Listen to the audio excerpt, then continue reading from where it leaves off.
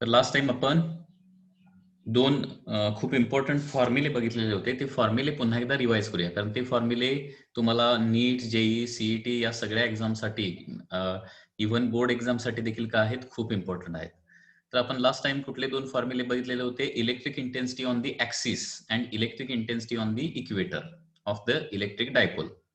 Okay, तर पुन्हा एकदा बघा, हे फॉर्म्युले खूप महत्वाचे आहेत. Electric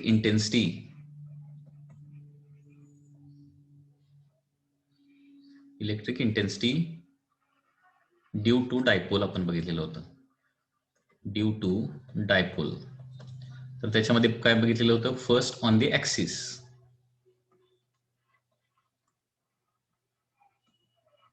on the axis. आणि तो फॉर्म्युला काय येत होता बघा? हा फॉर्म्युला खूप इम्पॉर्टंट आहे, पाठ करून ठेवावा लागेल. 1/4πε0 2πr divided by r square minus L square bracket square. ठीक आहे. आणि याच्यामध्ये एल जर निग्लिजिबल असेल, एल जर खूप स्मॉल असेल, तर हा फॉर्म्युला होतो 1/4πε0 into 2p divided by r cube. Okay. आणि सगळ्यात महत्वाची इलेक्ट्रिक इंटेन्सिटी ही काय आहे? व्हेक्टर क्वांटिटी आहे, म्हणजे त्याला डायरेक्शन देखील असणार आहे. तर इथे डायरेक्शन देखील खूप महत्वाचे आहे. डायरेक्शन लक्षात ठेवावी लागेल. डायरेक्शन कशी असणार आहे? Along axis. म्हणजे पॉइंट ऍक्सिस वर जर असेल तर along the axis, away from positive charge, away from positive charge किंवा towards the negative charge. Away from positive charge और काय असणार आहे? Towards negative charge. ओके. त्याच्यानंतर डायपोलच्या इक्वेटरवर, ऑन इक्वेटर ऑफ डायपोल, याला काय लिहिणार आपण? ई ऍक्सिस असं लिहिणार, ई ऍक्सिस. आणि electric intensity on the equator. इक्वेटरवर काय फॉर्म्युला आला होता बघा? 1/4πε0 into P divided by R square plus L square, okay, raise to 3/2 आलं होतं. R square plus L square raise to 3/2. आणि याच्यामध्ये परत समजा एल जर निग्लिजिबल असेल तर फॉर्म्युला काय येतो? E equator is equal to 1/4πε0 P by R cube. म्हणजे इथं बघा, ऍक्सिसवर काय असतं? 1/4πε0 2p बाय आर क्यूब, आणि इक्वेटरवर 1/4πε0 just p by R cube. म्हणजे ऍक्सिसवर बरोबर काय होते? डबल इंटेन्सिटी प्रोड्यूस होते. इथं जस्ट p आहे, इथं 2p आहे. लक्षात घ्या, हे लक्षात ठेवावं लागेल. आणि याची डायरेक्शन कशी असते? डायरेक्शन पॅरलल टू ऍक्सिस असणार आहे. Parallel to axis and parallel to axis and opposite to dipole moment. Parallel to axis and opposite to dipole moment. Okay. हे डायग्रामच्या स्वरूपात जर सांगायचं झालं तर पुन्हा एकदा बघा, इथं चार्ज प्लस क्यू आहे, इथं चार्ज आहे मायनस क्यू. हा झाला ऍक्सिस. तर ऍक्सिसवर पॉइंट पी असेल तर काय असणार आहे? हा पी पॉइंट जर ऍक्सिसवर असेल तर डायरेक्शन कशी असणार आहे? Towards the negative charge.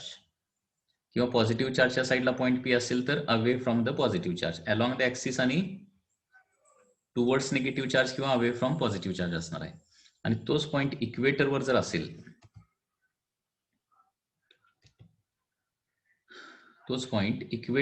असेल, या पद्धतीनं, तर काय असणार आहे? पॅरलल टू ऍक्सिस असणार आहे आणि opposite to dipole moment. Opposite म्हणजे काय? डायपोल मोमेंटची direction negative charge to positive charge असे असते ना. डायपोल मोमेंटची direction negative charge to positive charge असे असते, तर त्याला अपोजिट. ऍक्सिसला parallel, opposite to the dipole moment. हा पार्ट, असाच सिमिलर पार्ट आपण मॅग्नेटिझम या टॉपिक मध्ये देखील बघितलेला आहे. त्याच्यामुळे ते ज्यांना माहिती आहे त्यांना हे पण लगेच कळेल. ठीक आहे. तर या दोन गोष्टी खूप महत्वाच्या आहेत. याच्यानंतर आपण स्टडी करणार आहोत charge distribution. Okay, next part, charge distribution.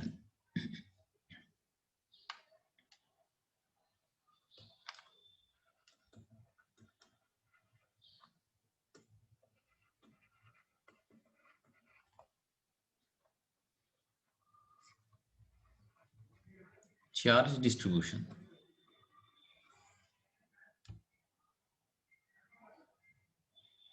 म्हणजे एखाद्या कंडक्टरला चार्ज दिला तर तो कशा प्रकारे डिस्ट्रीब्यूट होतो.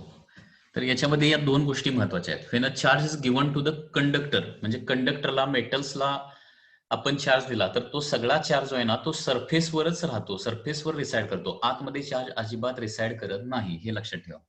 ओके, हे बघा, व्हेन चार्ज इज गिव्हन,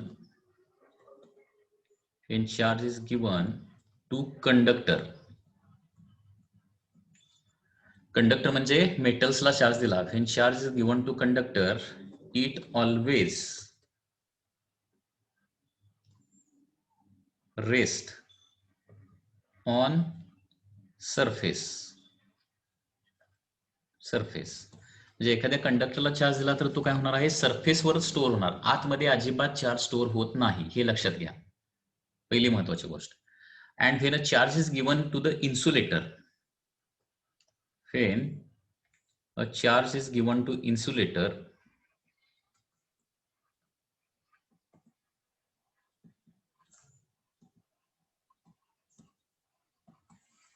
इन्सुलेटरला चार्ज दिला तर काय होतं, जिथं चार्ज दिलाय ना त्याच ठिकाणी राहतो, म्हणजे तो स्प्रेड होत नाही. इथं कंडक्टरला दिलेला चार्ज काय होतो, स्प्रेड होतो सगळीकडे, आणि स्प्रेड होऊन कुठं थांबतो, सगळा चार्ज जाऊन सरफेसवर जाऊन थांबतो.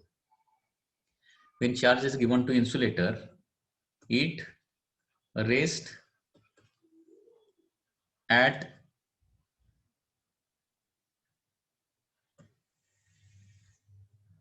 that place only. ओके, म्हणजे तो इकडे तिकडे स्प्रेड होत नाही. तर ही एक महत्वाची गोष्ट आहे. कंडक्टरला दिलेला चार्ज हा काय होतो, सरफेसवर स्टोअर होतो, आणि सरफेसवर देखील कुठं स्टोअर होतो, आउटर मोस्ट कॉर्नरला. ठीक आहे. आता दिलेला चार्ज कंडक्टरवर काय होतो, सरफेसवर स्टोअर होतो. आता सरफेसवर देखील कसा स्टोअर होतो ते पण महत्वाचं आहे. When charge is given to the conductor it always reside किंवा रेस्ट ऑन द सरफेस. आता सरफेस जर युनिफॉर्म असेल तर सगळीकडे काय होणार आहे, युनिफॉर्म चार्ज डिस्ट्रीब्युशन होणार, आणि सरफेस जर नॉन युनिफॉर्म असेल तर काय होणार आहे, त्या ठिकाणी नॉन युनिफॉर्म, म्हणजे काही ठिकाणी जास्त चार्ज सरफेसवर स्टोअर होणार, काही ठिकाणी कमी चार्ज स्टोअर होणार आहे. ओके, लक्षात येते का बघा. When surface of conductor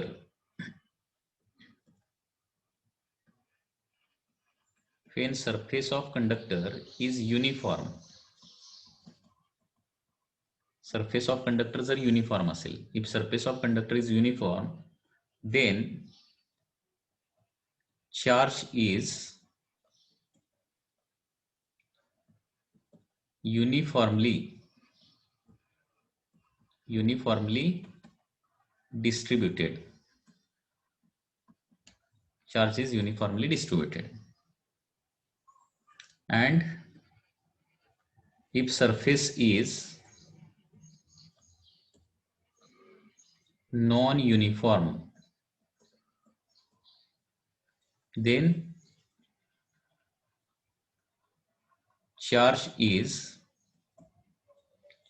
non-uniformly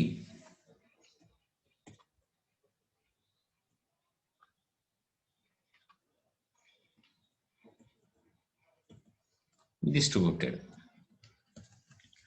म्हणजे पुन्हा एकदा बघा, पुन्हा एकदा सांगतोय, एखाद्या कंडक्टरला दिलेला चार्ज हा काय होतो, नेहमी सरफेसवरच स्टोअर होतो, आतमध्ये अजिबात चार्ज स्टोअर होत नाही.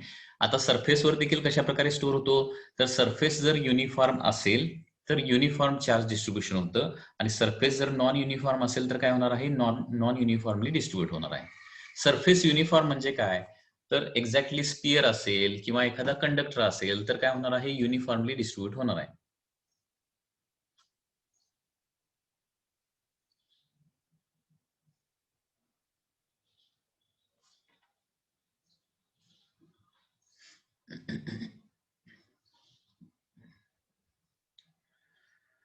हा, समर्थचा क्वेश्चन आहे, sir on conductor there is a insulator to hold the object, so can we tell under insulator there is a charge. हा, कंडक्टर चार्ज कंडक्टर असेल तर डायरेक्टली त्याला हाताने आपण पकडू शकत नाही, त्याला पकडण्यासाठी आपण इन्सुलेटरचा वापर करावा लागेल. तर जिथे इन्सुलेटरनं पकडले तिथं देखील चार्ज असणारच आणि इन्सुलेटरमध्ये देखील चार्ज डेव्हलप होणार त्या सरफेसला, जिथं होल्ड केलंय त्या ठिकाणी इन्सुलेटरवर पण चार्ज डेव्हलप होणार आहे. ठीक आहे. आता चार्ज जर युनिफॉर्मली डिस्ट्रीब्यूट झाला तर 3 प्रकारच्या चार्ज डेन्सिटी वापरल्या जातात. When charge is uniformly distributed, when charge is uniformly distributed, when charge is uniformly distributed, 3 types of charge densities are used. 3 types of charge density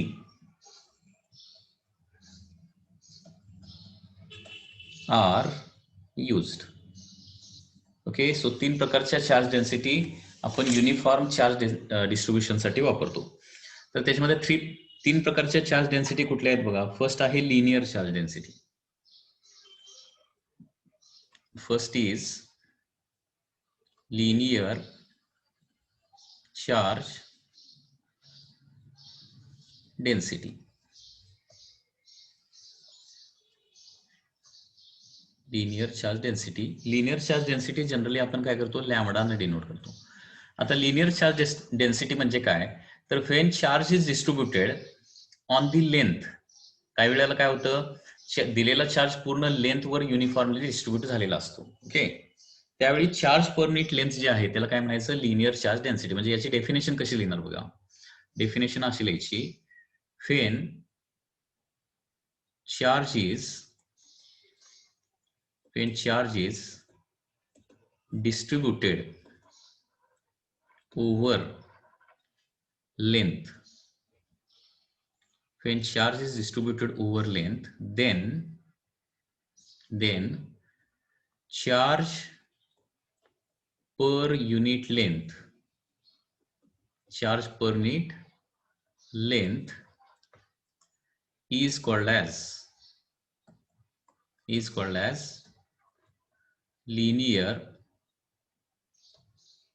charge density. दिलेला charge समजा लेंथवर distribute झाला, okay, uniformly distribute झाला complete लेंथवर, तर त्यावेळी आपण काय करणार आहे, आपण charge per unit length calculate करणार आणि चार्ज पर युनिट लेंथ याला काय म्हणायचं, लिनियर चार्ज डेन्सिटी. आता चार्ज ओव्हर लेंथ कधी डिस्ट्रीब्यूट होणार आहे, तर ऑब्जेक्ट 1 डायमेन्शनल असेल, म्हणजे ऑब्जेक्टला फक्त लेंथ असेल तर काय होणार आहे, लिनियर चार्ज डेन्सिटी येणार आहे, किंवा charge distribution over the length होणार आहे. म्हणजे लिनियर चार्ज डेन्सिटी किंवा चार्ज डिस्ट्रीब्युटेड ओव्हर लेंथ असं कुणाच्या बाबतीत होतं, दिस इज फॉर थिन रॉड किंवा रिंग. थिन रॉड किंवा रिंगच्या बाबतीत आपण काय करतो, ही कन्सेप्ट वापरतो जनरली. कारण लक्षात घ्या, एखाद्या थिन रॉडला आपण चार्ज दिला, ओके, रॉडला चार्ज दिला तर काय होणार आहे, त्याच्या लेंथवर डिस्ट्रीब्यूट होणार ना. मग रॉडसाठी कुठली टर्म वापरणार, लिनियर चार्ज डेन्सिटी वापरणार. किंवा रिंग देखील एक थिन रॉड असतो की जो काय केलेला आहे, सर्कलमध्ये काय केलेला असतो, बेंड केलेला असतो, त्याला आपण रिंग म्हणतो. तर लिनियर चार्ज डेन्सिटी रिंगला देखील वापरतो. म्हणजे लिनियर चार्ज डेन्सिटी आपण रिंग आणि रॉड या दोघांच्यासाठी वापरतो, हे थोडक्यात लक्षात ठेवा. ओके, सो लिनियर चार्ज डेन्सिटीचा फॉर्म्युला लिहूया. लिनियर चार्ज डेन्सिटी काय येणार आहे, is equal to charge divided by length. Okay, so lambda is equal to काय येणार आहे, Q divided by L.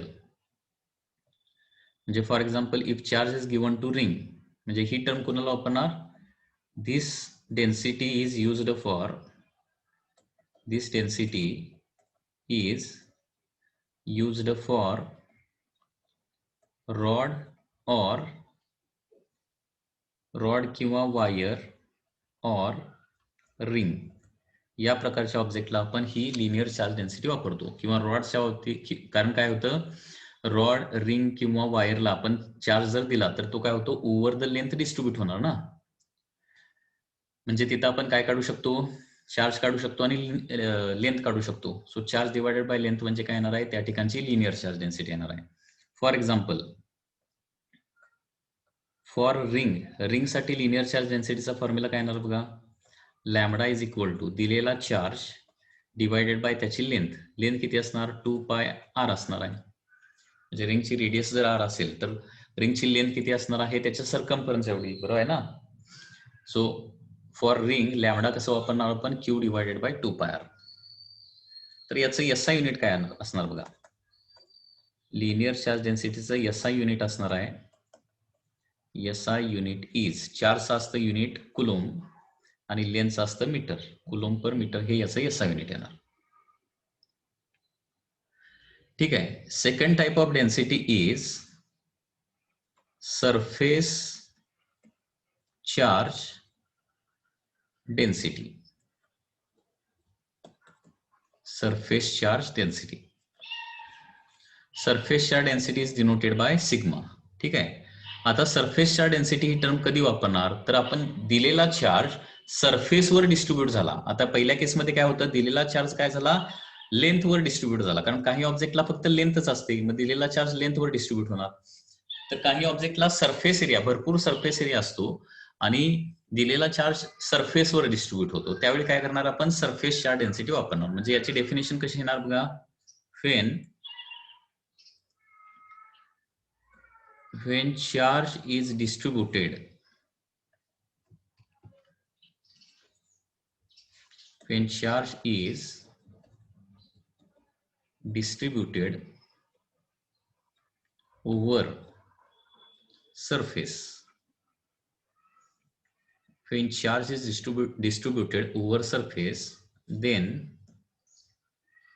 charge per unit area, okay, then charge per unit area, charge per unit area is called as surface charge density. त्यावेळी त्याला काय म्हणायचं, surface charge density. And therefore याचा formula काय येणार बघा, surface charge density is equal to दिलेला charge divided by काय येणार आहे, सरफेस एरिया येणार आहे, सरफेस एरिया. ठीक आहे. So sigma is equal to दिलेला charge Q divided by area किती असणार आहे, A. आता जसं लिनियर चार्ज डेन्सिटी कुणाला वापरतो आपण, रॉड किंवा वायर किंवा जनरली रिंगला वापरतो, तसं सरफेस चार्ज डेन्सिटी कुणाला वापरणार, तर ज्याचा सरफेस युनिफॉर्म असणार आहे. म्हणजे फॉर एक्झाम्पल स्पियर किंवा एखादी प्लेट, स्पियर किंवा प्लेटसाठी आपण काय करणार, सरफेस चार्ज डेन्सिटी नावाची टर्म वापरणार आहे. Okay. So it is used for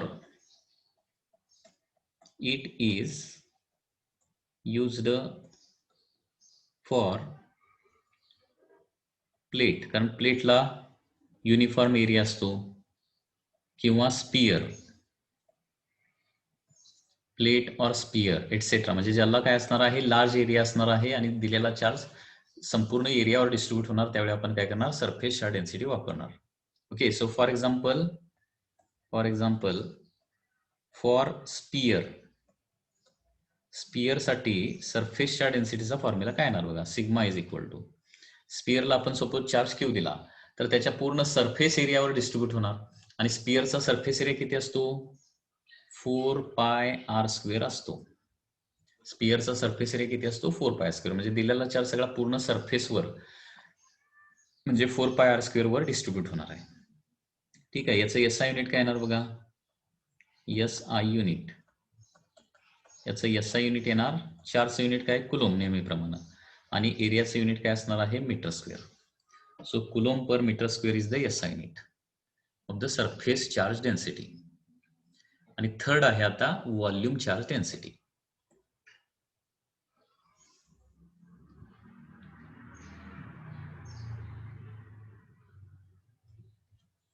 third is the volume charge density.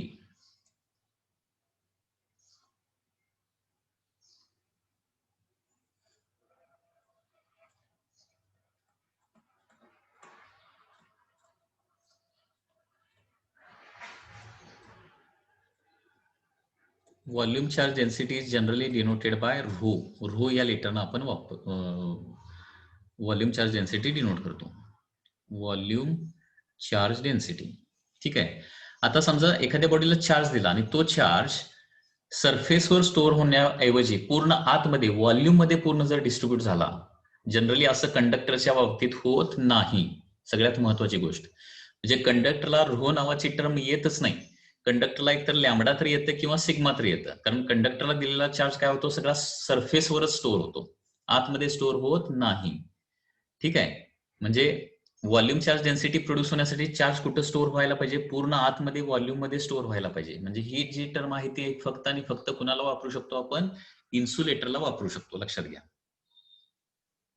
इन्सुलेटरला फक्त. तर बघा हे काय येणार, when charge is distributed, charge is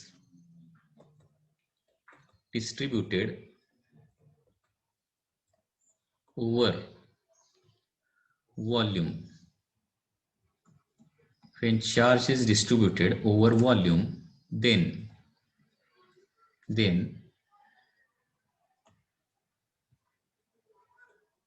charge per unit volume,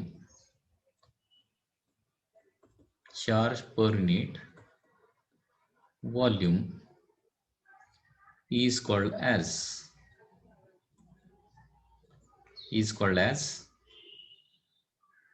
charge per unit volume is called as volume charge density. Volume charge density. Okay, ठीक आहे. So therefore volume charge डेन्सिटीचा formula काय लिहिणार बघा. Therefore volume charge density is equal to charge divided by volume येणार, charge divided by volume, and therefore rho is equal to charge divided by phi. आता ही जी term आहे ती आपण क्यूबला किंवा स्पियरला वापरू शकतो. Okay, it is used for, सगळ्यात महत्वाचे म्हणजे नॉन कंडक्टिंग, कारण कंडक्टरला दिलेला चार्ज सरफेसवर जातो, व्हॉल्यूम मध्ये राहत नाही. नॉन कंडक्टिंग क्यूब किंवा स्पियर, त्याच्यासाठी आपण हे वापरू शकतो. सो फॉर एक्झाम्पल स्पियर साठी व्हॉल्यूम चार्ज डेन्सिटी कशी येणार बघा. For sphere rho is equal to दिलेला चार्ज डिवायडेड बाय स्पियरचं व्हॉल्यूम, 4/3 पाय आर क्यूब असतं. आणि याचं एसआय युनिट काय येणार बघा. SI unit is equal to coulomb per metre cube, बरोबर आहे ना. कुलोम पर मीटर क्यूब याचं एसआय युनिट येणार आहे.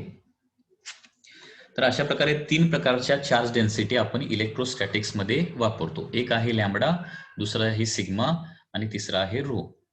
चार्ज पर युनिट लेंथ म्हटलं की त्याला लॅम्बडा म्हणायचं. चार्ज पर युनिट एरिया म्हटलं की त्याला सिग्मा म्हणायचं. आणि चार्ज पर युनिट व्हॉल्यूम याला काय म्हणायचं, रो म्हणायचं. जनरली कुठल्या डेन्सिटी वापरल्या जातात, तिसरी डेन्सिटी जनरली वापरली जात नाही. जनरली या 2 डेन्सिटीज वापरल्या जातात, कुठली, लॅम्बडा आणि सिग्मा. कारण बॉडीला जनरली काय होतं, जनरली कंडक्टरला दिलेला चार्ज, कंडक्टरला लेंथ जास्त असेल तर लेंथवर स्टोअर होणार, आणि युनिफॉर्म सरफेस असेल तर काय होणार आहे, जनरली सरफेसवर स्टोअर होणार. चार्ज जनरली बॉडीच्या आतमध्ये राहत नाही. मी पुन्हा एकदा रिपीट करतोय, कुठल्याही कंडक्टरला दिलेला चार्ज त्या बॉडीच्या आत राहत नाही, बॉडीच्या काय होतो, सरफेसवरच रिसाइड करतो. आणि असं का होतं, to minimize the potential energy. कारण चार्ज जेवढा एकमेकापासून दूर असेल तेवढी त्याची पोटेन्शियल एनर्जी कमी असते. ओके, आणि कुठल्याही ऑब्जेक्टची नॅचरल टेंडन्सी काय आहे, to minimize the potential energy. कुठल्याही ऑब्जेक्टची नॅचरल टेंडन्सी काय असते, मिनिमाइज पोटेन्शियल एनर्जी. आणि पोटेन्शियल एनर्जी मिनिमाइज करण्यासाठी ते एकमेकापासून दूर जाण्याचा प्रयत्न करतात. दूर जाण्याचा, दूर म्हणजे मॅक्सिमम दूर कुठे जाणार, सरफेसवर जाऊन बसणार. ठीक आहे. तर अशा प्रकारे हा जो चॅप्टर आहे तो आपला इथं एंड होतोय. आता याच्या पाठीमागचे सगळे क्वेश्चन पण आपण सॉल्व्ह करूया. याच्या पाठीमागचे सगळे क्वेश्चन आपल्याला सॉल्व्ह करायचे. ओके, तर फर्स्ट क्वेश्चन काय बघा. The positively charge glass rod is brought close to metallic rod isolated from the ground. The charge on the side of the metallic rod away from the glass rod will be.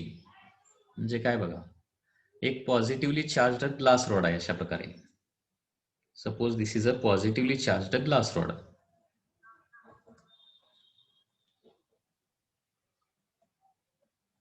ठीक आहे, आणि याच्या जवळ काय आणलेलं आहे, एक metallic rod आणलेला आहे, जवळ आणलेला आहे, टच केलेलं नाहीये त्याच्यामध्ये. metallic rod isolated from the ground. The charge on the side of metallic rod away from the glass rod is.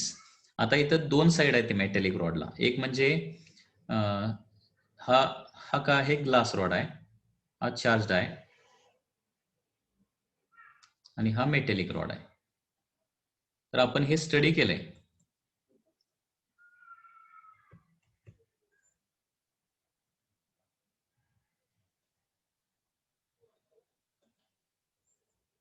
Metallic rod काय स्टडी केलंय की चार्ज बॉडी जवळ न्यूट्रल बॉडी आणली तर त्या न्यूट्रल बॉडीच्या एका साईडला काय होतं, निगेटिव्ह चार्ज डेव्हलप होणार, दुसऱ्या साईडला पॉझिटिव्ह चार्ज. म्हणजे मेटॅलिक रॉडच्या लेफ्ट हँड साईडला काय होणार आहे, निगेटिव्ह चार्ज तयार होणार आहे, आणि राईट हँड साईडला काय होणार आहे, पॉझिटिव्ह चार्ज तयार होणार आहे. तर थोडक्यात चार्ज बॉडीच्या नियर साईडला काय होतो, निगेटिव्ह चार्ज तयार होतो. ओके, आणि अपोजिट साईडला अवे साईडला काय होणार, पॉझिटिव्ह चार्ज तयार होणार. तर आन्सर काय येणार याचं सांगा. कुठल्या साईडला विचारलंय ते अगोदर बघा. Charge on the side of metallic rod. Metallic रॉडच्या एका साईडला चार्ज काढायचा आहे, which is away from the glass rod. आता ग्लास रॉड पासून अवे साईड म्हणजे कुठली येणार आहे, राईट हँड साईड का लेफ्ट हँड साईड, हे अगोदर समजलं पाहिजे. कारण लेफ्ट हँड साईड असेल तर निगेटिव्ह चार्ज येणार, राईट हँड साईड असेल तर पॉझिटिव्ह चार्ज येणार. अवे साईड म्हणजे कुठली साईड येणार, away from glass rod. Away from glass rod म्हणजे राईट हँड साईड येणार का लेफ्ट हँड साईड येणार रे, ही राईट हँड साईड येणार. आणि राईट हँड साईडला बघा, ग्लास रॉड पॉझिटिव्हली चार्ज असेल तर इकडं अवे साईडला काय होतं, पॉझिटिव्ह चार्ज तयार होतो. म्हणजे अवे साईडला सिमिलर चार्ज तयार होणार आहे. ओके, आणि थोडासा कमी, कारण डिस्टन्स हे जास्त असल्यामुळे थोडासा कमी तयार होणार आहे. ओके, तर same as that of the glass rod but lesser in quantity. So correct answer C येणार आहे. C will be the correct answer. हे लक्षात येते का बघा, त्यांनी काय विचारलंय, charge on the side of metallic rod. Metallic रॉडला दोन साइड आहेत. ठीक आहे, तर charge on the one side of the metallic rod, आणि ती कुठली साइड म्हटली, metallic rod away from the glass rod. Okay, म्हणजे ग्लास रॉड पासून दूरची साइड म्हणजे कुठली येणार, राईट हँड साइड येणार रे, ही येणार अवे साइड, आणि ही झाली नियर साइड. नियर साइड म्हटलेलं नाही त्यांनी, अवे साइड म्हटलंय. मग हे पॉझिटिव्ह असेल तर इकडे अवे साइडला पॉझिटिव्हच तयार होतो ना. मग काय, सेम सेम टाईपचा चार्ज तयार होणार ना, आणि कंपॅरेटिव्हली लेस इन क्वांटिटी तयार होतो, less in quantity. So answer will be C. याच्यामध्ये कुणाला काय डाऊट आहे का बघा.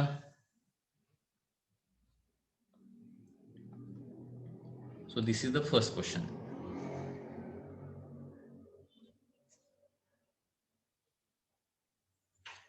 ते जर इथं असं म्हटलं असतं, charge on side of the metallic rod nearer to the glass rod.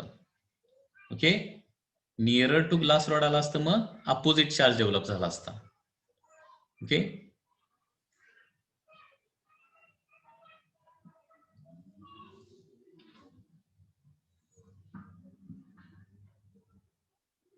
So answer C येणार आहे. मूवर तयार होणं काही शक्यच नाहीये. ओके, एक तर लेस येणार किंवा इक्वल येणार. त्या आन्सर काय ते याचं सी आन्सर येणार आहे. So this is the next question. Electron is placed between two parallel plates connected to a battery. If battery is switched on, the electron will. Question कसा आहे बघा. There are two parallel plates. आणि त्याला पॅरल प्लेटला काय केलेलं आहे, बॅटरी कनेक्ट केलेली आहे, लाईक दिस. ओके, आता इलेक्ट्रॉन जर इथं ठेवला, आता पॉझिटिव्ह टर्मिनलला जी प्लेट कनेक्ट केली ती पॉझिटिव्हली चार्ज असणार आणि निगेटिव्ह प्लेटला जी प्लेट कनेक्ट केली ती निगेटिव्हली चार्ज असणार. तर मध्ये इलेक्ट्रॉन ठेवला तर काय होणार, ती कुठे जाणार,